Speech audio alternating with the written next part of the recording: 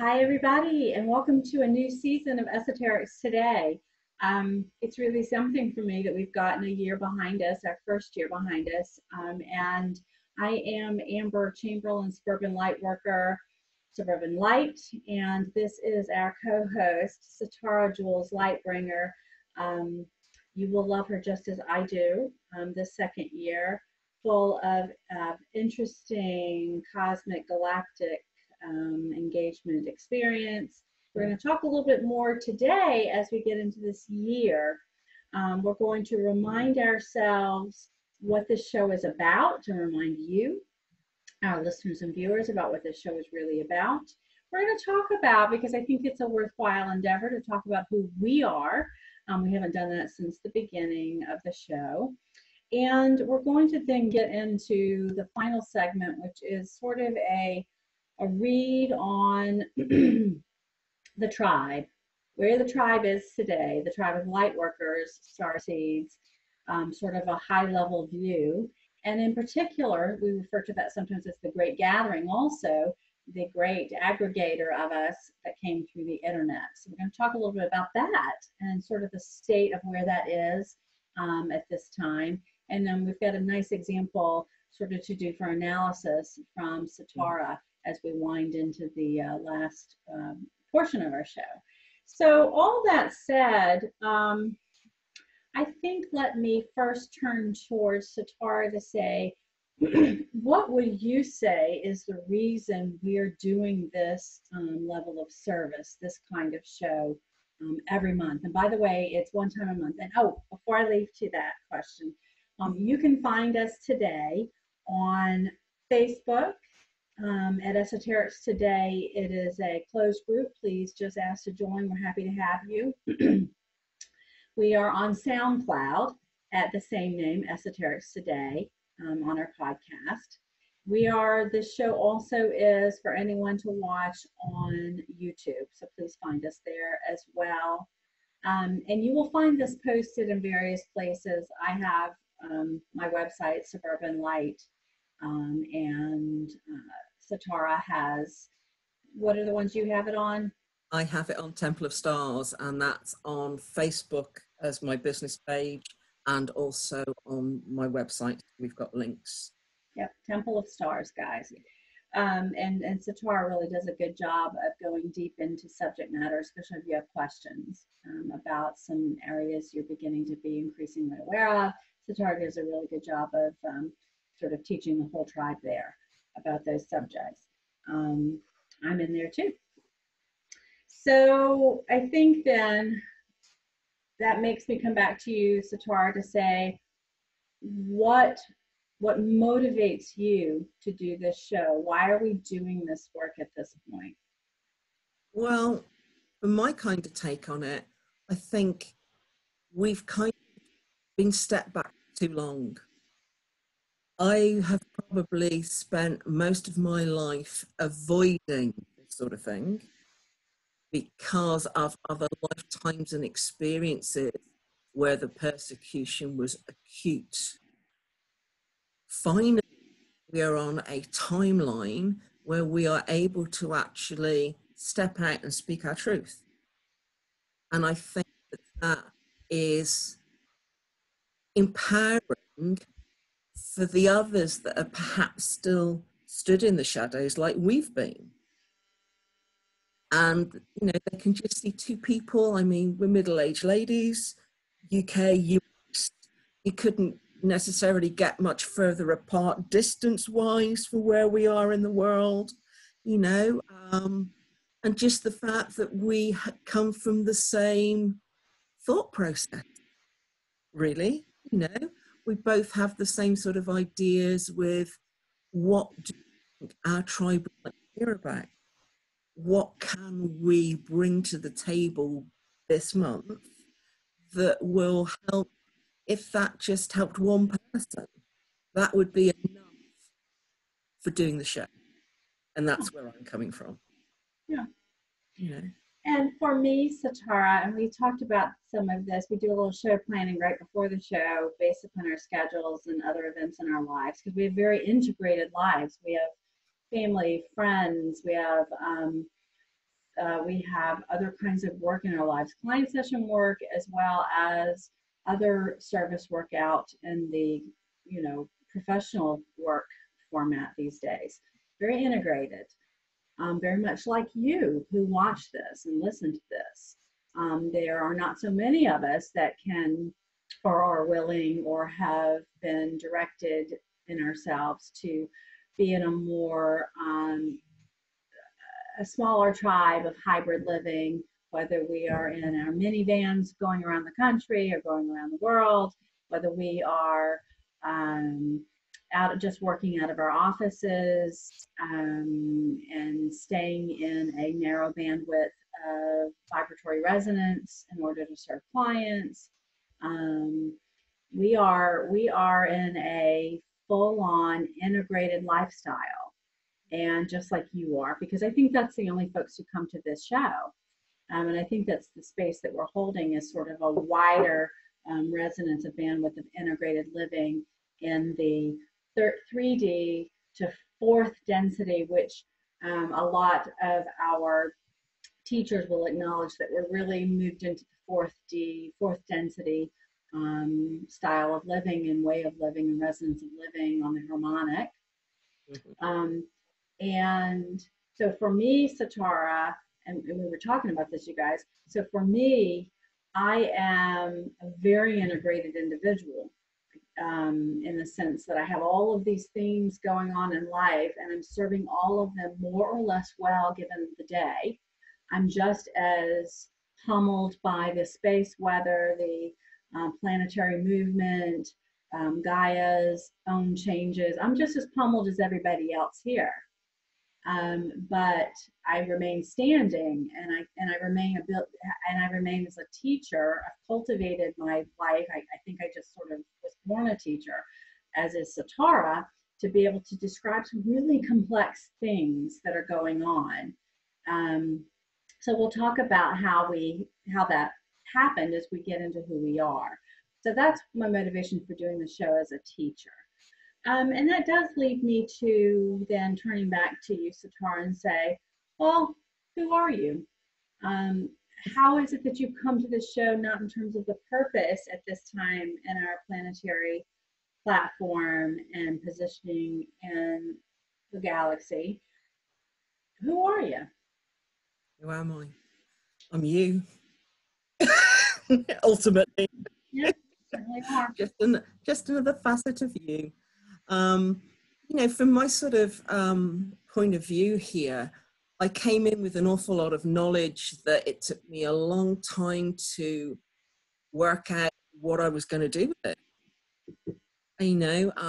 I've got memories that go back thousands of lifetimes, not just the planet, but across pretty much the whole of the universe. If I focus on a particular star, planet, moon, whichever I'm kind of looking at, and I tune into it, I will be able to get what my experience was on there. And it took me a long time to be able to have the courage, I think is the word I want to use, to actually speak about that. I didn't speak about that probably until almost my 40s, because I just and thought, they're going to think I'm crackers. Yeah, they're not ready for what I have here. So for me, it's almost like I've had to get to this particular point of comfort within the human suit and the whole environment to have that level of self-support to be able to go, well, it's who I am. I cannot change it. So therefore, I will now speak about it, because it's not just going to be me coming from this point. From a work point of view, I have worked, for want of a better expression, as a healer and psychic, a seer. Pretty much all my life, I was doing readings professionally from the age of 15. So I'm now 50. I went through the traditional route, which an awful lot of people will do, by thinking, I realized that people like to see you doing something if they're having a reading from you. So oracle cards, tarot cards, crystal balls, whatever tool came near me, I thought, yeah, we can use that, that's fine. Because I wasn't using the tool, but I was looking like I was using the tool to appear more normal to everybody else, perhaps in the room that was using tools. So it has been a bit of a journey, and I know that there's people out there that are exactly the same. We've got the Claire abilities. We've got that already there. An awful lot of us are kicking into the levels of sympathy now as well. Well, when you have that in your tool belt, you're already partially there to whatever you need to pull the information from. So for me, it's always been about a level of service in some way, and knowing that as I'm helping others, I'm helping myself. The same as I'm working on myself, I'm helping others. You know, it goes hand in hand. So that's really where I sort of come from. I started to work internationally back in 2012. I suddenly worked out one day that why was I actually getting in the car and going places when I could do it all from my own armchair? And when that dropped, I've never done anything any different. So I work with people all over the world, pretty much most of the countries in the world. I've worked with clients there now, which is beautiful. Beautiful. Has been made possible by the internet. Which we'll talk more about. Yeah, totally, which is what we'll talk about a bit later, but just the fact that we've been able to reconnect some of our closest tribe members, regardless of where they are. Yeah. You know, and that's just beautiful. And for me, that really helped me to step forward into a different level of service because of it. Yeah, I think so too. And I like too that you've added on this year, if I may say, you've added on a level of service, a level of light work service in a professional way that you didn't anticipate through the gaming world. Yeah, very much so. Because I don't want to, especially for our viewers and listeners, I think it's really important to know that you're looking at two people who have embraced what is here on the planet. Our role as light workers, that we integrate, that being able to do our session work and services from that perspective is beautiful and powerful. And also to be able to bring balance and harmony into our personal lives and family lives by being out in the world in a way. Certainly there's earning attached to that, but there's also an enormous amount of service. So neither one of us go anywhere where we're not being called by what I would call the Christed light, or the Christ consciousness matrix component to the organic matrix. We only go where called. We're mature enough and capable enough magicians, so to speak, to be able to do that. So thank you for that, Sitara. Anything else you'd like our folks to know before I talk about myself a little bit? Just really from the point of view of, it hasn't been many years in my life when I've only done my light work. And I did only do my light work. I wouldn't do anything other than what my calling was. And I was in that groove for a fair few years. And I stepped out of that last year because previously I'd worked in financials, was my main route, I suppose, in the 3D world. And I'd worked in management within that for 21 years. Until the point of I could no longer do it for multiple reasons. And I stepped away from that. And I was very happy in my little light worker bubble, very happy. But there came a point where I needed to balance that for me. Yep. Because I was spending too much time in the fifth dimension upwards and no time in the third dimension Yes. at all. Yeah. I was bypassing it beautifully for all the wrong reasons.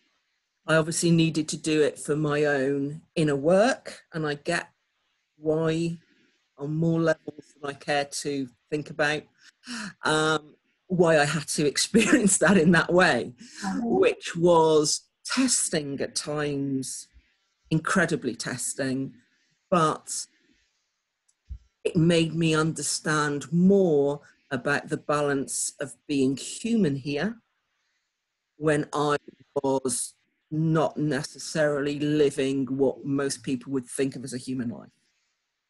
I really appreciate you putting the spotlight there. And the only that I'm going to give a piece of feedback to the word of I was in full-time light work mode, right? Yeah. That's how you saw it. I want to suggest that light work and starseeds are born. They are not, and we do that. We are who we are by resonance, whether we are shopping for groceries, walking the dog, working as a bank teller, driving a taxi, working for a corporation in the most dense environments. Yeah. We must understand this tribe that we serve at the pleasure of our agreements in a light working perspective. And those agreements were long set before we even arrived this time, and even all those other multiple times too, frankly. Yeah. And so I think what I find myself a proponent of more often now over the year, and really I've always really felt this, is we need to be careful of the boxes that we put ourselves in, and promote ourselves within as if those make value statements about. Because remember, this is a whole system, industries, money system, education system, political systems, all of these are up for grabs right now in terms of they're all crumbling. And that's because they're all, the phoenix that's rising is on the backs of our kind who are one into another, finding each other in those workplaces, finding each other in those grocery stores and exchanging a glance, passing each other as you're walking your dogs and nodding. Because remember, our field of influence and our energy fields are 50 for anybody, even the most unconscious individual of their light work of themselves. It's 50 feet around easily, right? And those of us who are even more aware of our influence in an energetic framework, it goes much further than that because we are a bit of magicians, aren't we? We know how light work to help support the suffering that's going on in Australia, for example. We know how to support people being, the emotional traumas and the planet herself. We're powerful. Actually, anyone, even the most unconscious person, is too. It's just their level of consciousness that when it changes, they realize how they can harness that. So I'm glad that you brought that up and made that distinction, Sitara, because it gave me a chance to say this. Because I think I see you, my friend, moving more willingly to embrace the whole. You might think you're doing it out of some other 3D necessities.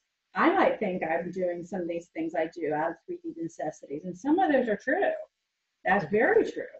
But I am not foolish enough to think at this place of maturation in my light work and as a starseed knowing and my gnosis that I do not carry it all with me. And I've been shocked what I find out there too, by the way, folks. I have been heartened. I'm finding fourth dimensional conscious awareness and integration in the people I'm engaging, regardless of their professional level. I'm shocked. I've been in some shock about that. So bringing around into who I am, that gives you a lot of insight into who I am. So who I am is a daughter born to a family that had enormous trauma and enormous loss and continues to this day to that original family to be a very traumatic condition. It continues to give an enormous amount of trauma capability. And that's in my karmic patterning. They are me. And some days I think if I were a better magician, if I like to judge myself harshly, which empaths and very awake people are very hard on themselves. That only supports the inorganic matrix, by the way. I would like to take that eraser and go on those timelines and be magical and erase some things. So I don't have to watch the pattern continue to give, but perhaps I'm making an agreement to do that. So I'm a person who's dealing with, from coming on this into this lifetime with an enormously trauma.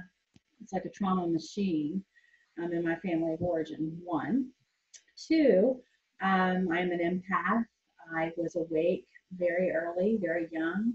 I saw an enormous amount of pain and suffering in my family and then generally in the community um, around me, very middle class, saw a lot of pain and suffering and could feel it, but also saw the deadness, a lot of dead in the eyes of the population around me. I remembered as a child being very curious about why on earth there was a sort of a zombie feel to me, of, because I could remember of a much more sort of integrated, uplifted sensation or something that I thought, and at times that pushed me into the littlest angel fallen from heaven feeling, like I want to go back like yesterday, which a lot of us feel, like beam me up, Scotty. Like what's going on here?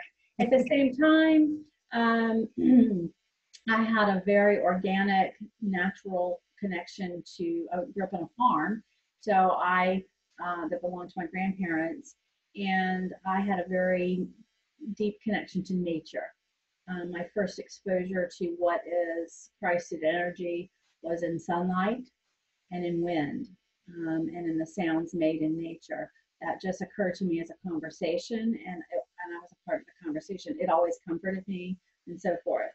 So, and then grew on into, did the regular things people do, very successful, by the way. My architecture was to be that sole survivor out of that orchard that is my original family this time, and to watch that and to learn from that, and then to know who I was in that, because that, my family, and then my job today and my role today is very much the very same thing it is planetarily. It taught me how to light work, what light work was, the fact that I'm seated from the stars as you all are, and to take that position very early as a surviving technique also for myself, and then as a thriving technique. So I come to as very, I'm also a behavioral health clinician, a mental health clinician, and licensed to treat clinical disorders and so forth. I don't do any of that today. I do large system work, particularly in the substance use disorder world, but behavioral health, national American healthcare system has been my background, where I've been very successful. I took pauses from that due to, growing my own family a little bit later in life, and was able to open my own company and do traditional business out of that, with our military system, our healthcare systems in the United States, and my own company. In addition, that's when I opened the Suburban Lightworker component and took individual client work from around the world. I do very little of that today, but I'm always open to client sessions when I can tuck it in. But I do have opportunities for that from time to time now. Moreover, I focus my light work into the density, the enormous density of the opioid crisis in the United States, in particular, and really standing up as a light, bright white light in a very dense place in which the inorganic matrix really interferes in a lot of people's lives, and I'm sort of a white lighted force for that. So that brings us back around. Oh, the other piece is I would describe myself as what is a monadic healer. My orientation is to source and to the origination, the point of origination for all geometry, all mathematics, all quantum mechanics. That's my orientation and how I describe things. And the prior, Sitara and I talk about this, the original templates that predate truly and suppose the reversals and the hijacking of those energetics. So That's how I would sort of describe myself at this point. Beautiful. Yeah, good, good, good, good. I feel like at this point, it would be great to then turn into who is the tribe. And when we say the tribe and that great gathering of the tribe, we're going to talk a little bit about the internet and how what's going on out in the internet sphere. And then kind of give a little bit of a case example of what we as teachers, consciousness teachers, because remember, we teach as just as you do. We teach both in an outward, this, you know, we put ourselves out with that word associated with us, but we also are just like that as souls, as all of you who come to this conversation, or you're all teaching, whether or not you put that label on it. You are all a part of the upper end of the spiral that is emanating wordlessly and with your words. The next steps in harmonics, you're emanating that, you're carrying it in your DNA, your very RNA, DNA, the nucleus of your power centers of your molecular structures.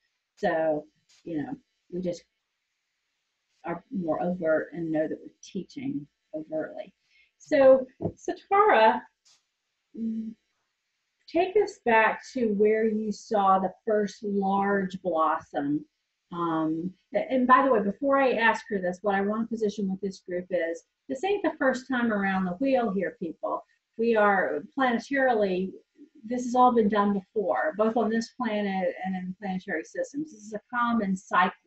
We're just a particular place in the Yuga that makes this, that makes these conversations possible. Look, you can go back to the Victorian age and find an enormous uptick, of which I'm sure this one I'm talking to remembers very well in her being, in which mysticism was an incredible curiosity, an incredible look-see, and on the tips and tongues of most people. Mysticism was very important in the Victorian age because, again, the cycles come. They just bumped us up to the next, you know, they helped, all of that opening helped bump us to where we are today. But that said, Sitara, in this lifetime, position where the internet really, in your experience, because you were ahead of me, I think, in that zone, where you saw it really beginning to be impactful from the Starseed Collective,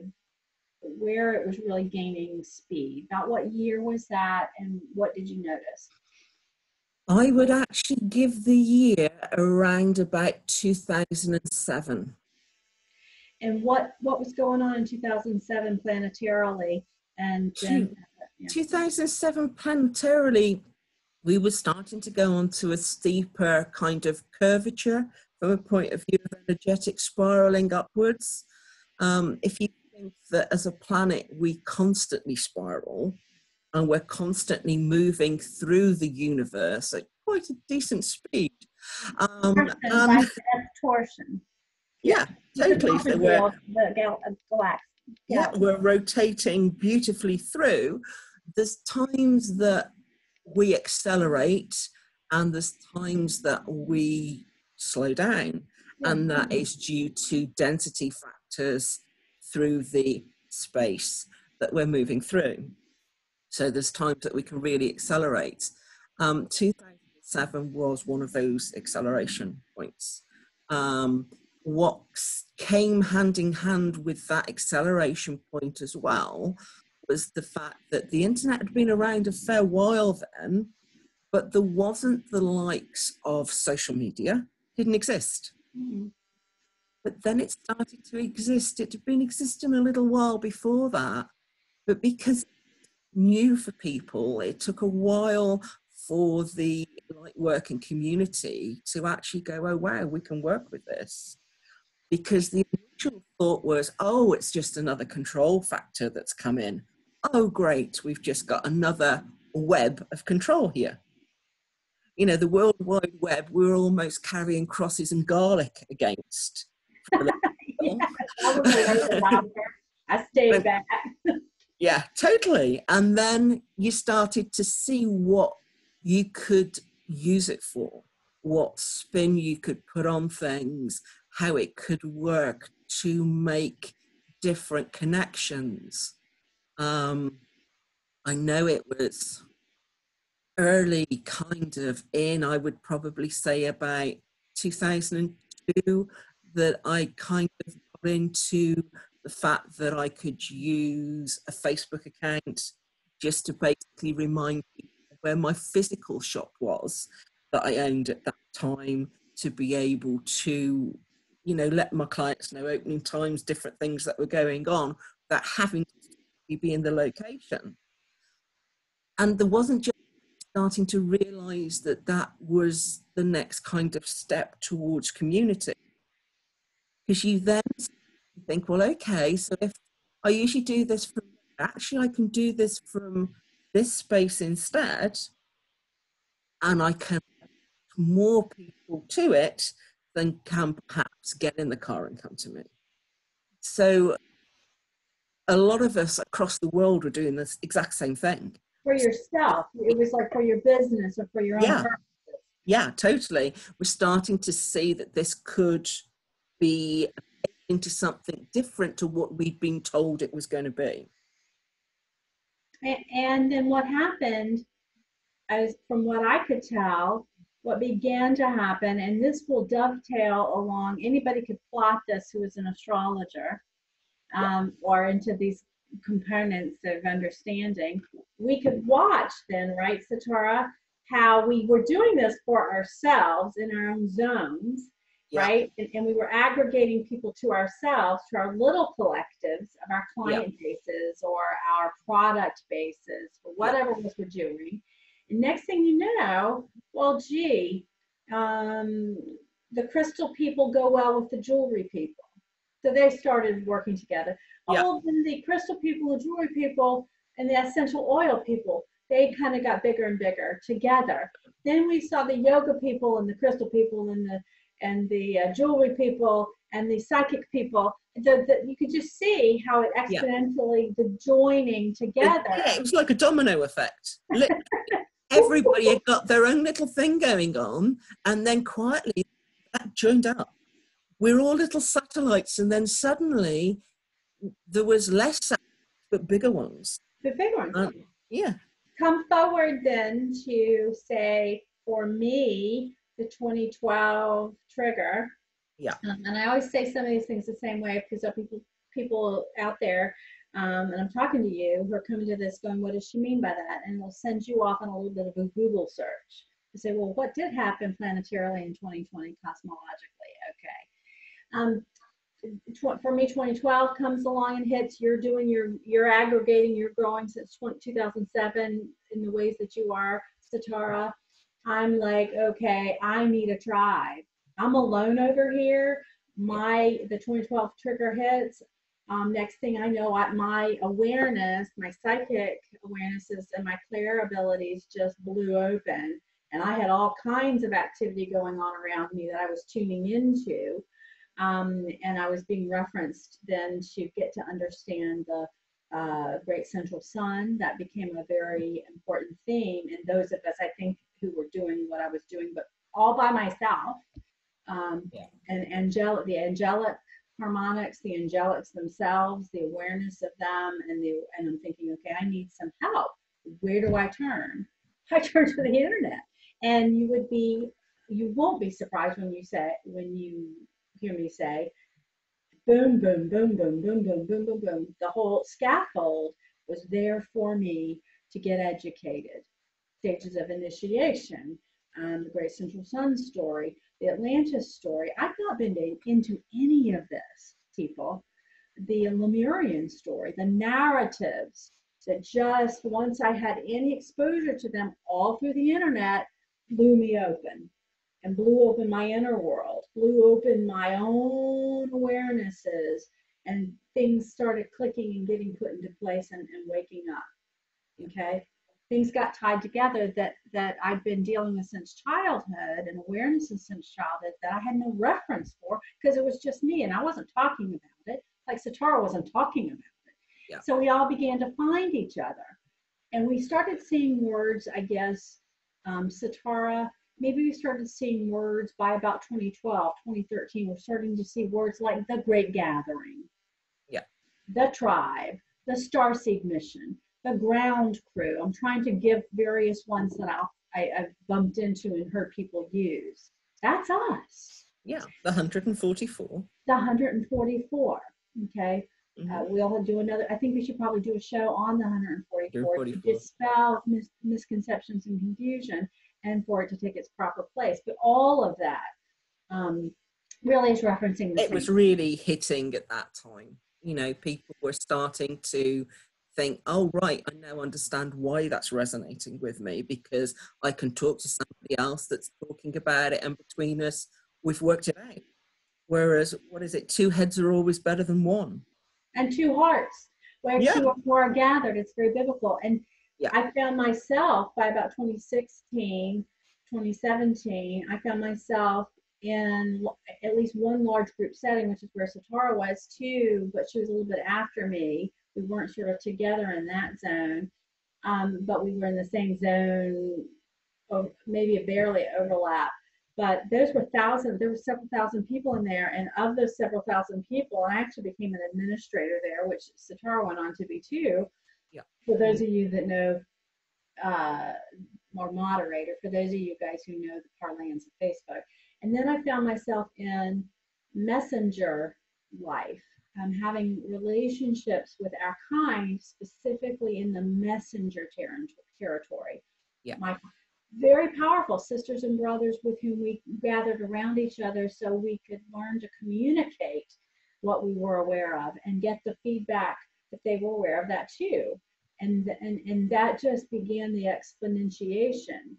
So that was sort of the internet story that resides up to this very day. An enormous amount of Starseed, Ground Crew, whatever you want to call us, gathering initiatives, classes, books, groups, videos, podcasts like this, the whole kingdom, and some of it very, very expensively and well done. Most of it done very much like this, one into another.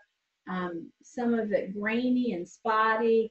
Some of it extremely weird and esoteric. I've seen people go purple calling in Saint Germain.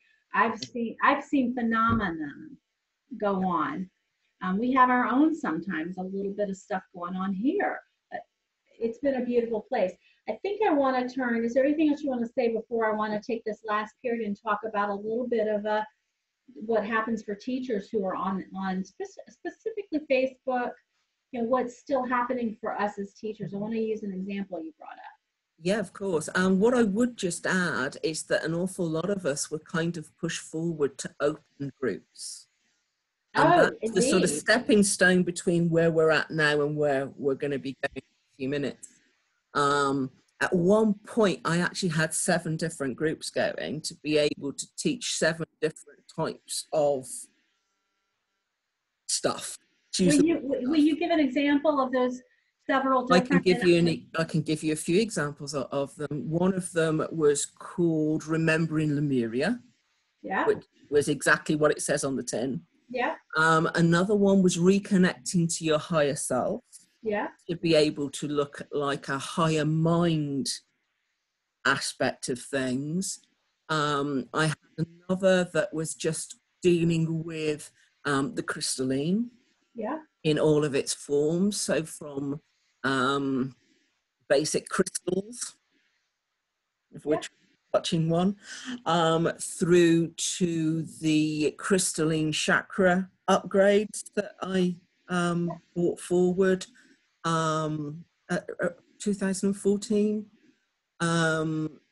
Yeah, so as diverse as you want to get. I then had to do another group that talked about Atlantis because people were getting confused with Lemurian and Atlantis.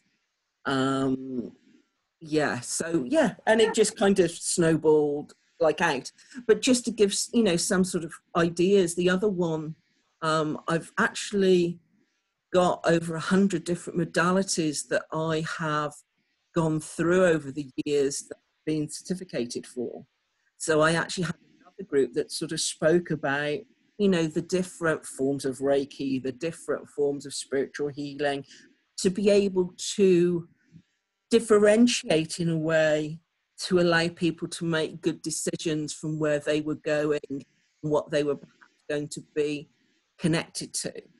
Because just because someone wants to do healing, there's that many different sorts that actually put a group together to go, look, this is a whole spectrum of stuff here, you know, from physical massage to psychic abilities.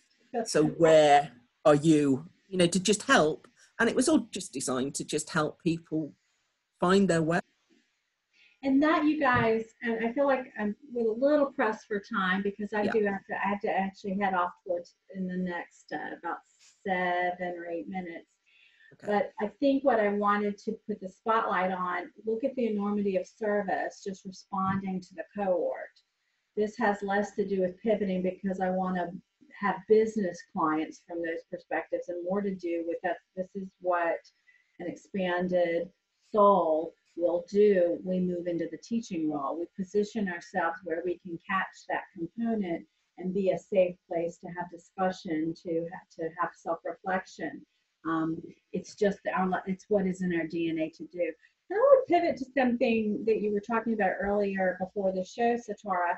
You mentioned, it's just sort of as an analysis, one of the things that we deal with as teachers is we deal with the light worker's own self-rejection when it is, and as teachers, we take on that projection for people learning just behind us in their own curve of consciousness, because there are, we're all supposed to be at varying steps and stages in this awakening process so that we can help each other. So Sitara was describing to me a situation in which a person was engaged in conversation. We know how difficult that is on the internet with writing, and expressing herself in a way that was projecting herself, I think, onto Sitara.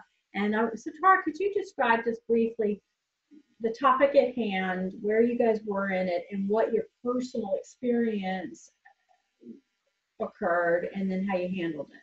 Yeah, of course. Basically, there was one of our tribe, should we say, was making a point of putting down another light worker's work.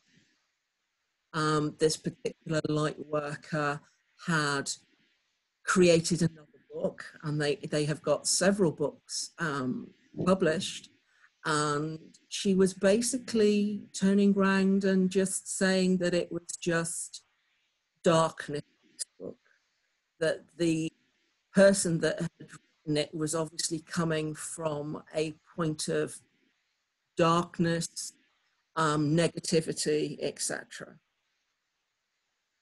I never liked that, and I think that might be where she's coming from, and that might be what she's feeling. That's fine. We all have these things. People need that space. People still need to just, even if it is, people need to explore the shadow aspect. They need to be curious about it. That's why those teachers are there to offer that content, if it is that. Yeah, very, very much so. Everything's perfect. It's what is needed.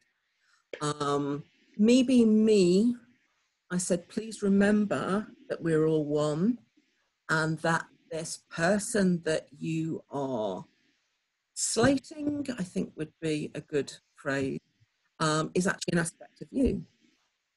So this talks about, having the compassion for whatever you're feeling, knowing that that is going to be maybe one cell in your body that is in that space. That didn't go down too well, I think is a good way of putting it. I had her and then her friend come back at me and go, but that's spiritual bypassing, which I found quite entertaining at the time. I didn't even know what that term meant until Sitara told me what it was used to describe. And spiritual bypassing basically means that you don't want to do the inner work, that you would rather use somebody else's words, work, etc., and pass them off as your own rather than walking the walk. So people who can talk it but can't walk it. So I found that quite entertaining, because I just said, hold on a minute, you need to look at yourself, because this is an aspect of yourself, which is giving the pathway really that they needed to do the inner work. Which of course the fact that they were then reflecting in a way and talking about the spiritual bypassing aspect of it just said that they hadn't got that particular point this time. What had happened though, when her little friend got involved, and I knew something happened because I wasn't even near the internet at the time, I was making a cup of coffee, I literally felt a smack in my heart space. Yep. So I knew that somebody somewhere had in effect psychic attacked me, we would class it as here. Yeah. Which is fine, because I know that ultimately they're only psychic attacking them. So and you too she was so wounded. Right. And you too are attacking yourself. This is an all one. You brought unto you a self-rejecting component in this form for your own exploration.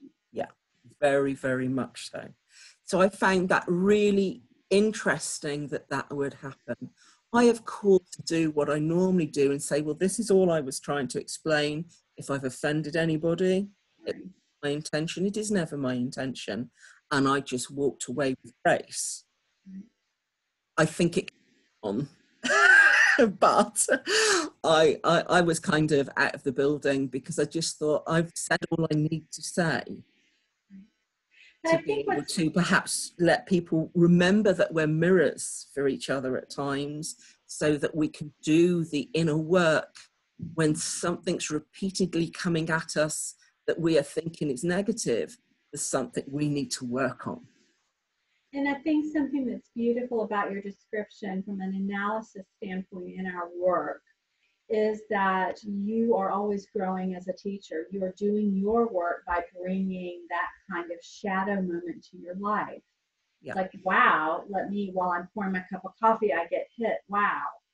Yeah. So yes, it's psychic information that something is occurring, but it's not occurring in the way that we tend to think. In other words, it's not that someone is doing something to us.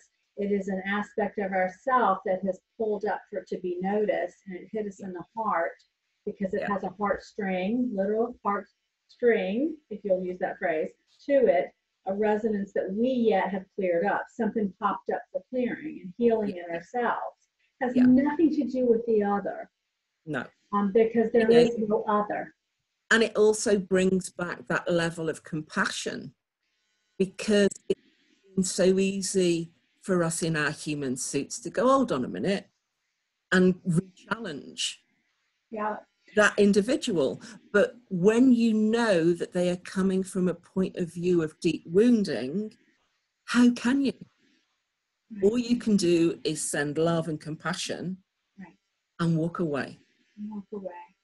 I feel like this is some more discussion over time on this show. I'm aware that I'm going to have to close our show up on that little bit of analysis. I just wanted Sitara and I to spend some time reflecting on the beauty and the gift that has been the internet as an aggregator of us. We wouldn't be here together with you if it were not for the things we described in this last portion of the show.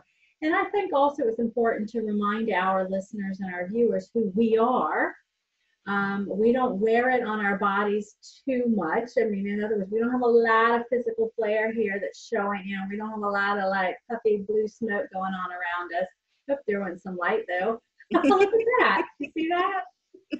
Oh. Something weird always does happen, doesn't it? Oh, yes. So stick with us next time. We're here from month to month. We try to get out by the 21st of every month, beautiful day of the month. So look for us in all those places. Please tell your friends about these two middle-aged ladies, this Brit, this American, who have these very interesting, strange conversations at times. And we do teach along the way. Please, we're welcome to your comments and your ideas and your feedback. We do hope to have more guests on the show. Sometimes our timing gets limited for that, but we've got some really great people in our lives really galactically oriented who would love to talk and share with us here too. All right, much love, everybody. I am Amber Chamberlain, Suburban Lightworker. And I'm Sitara Jules Lightbringer, Temple of Stars. We will be with you again next time. Until then, be well. Much love. Much love. Bye. Bye.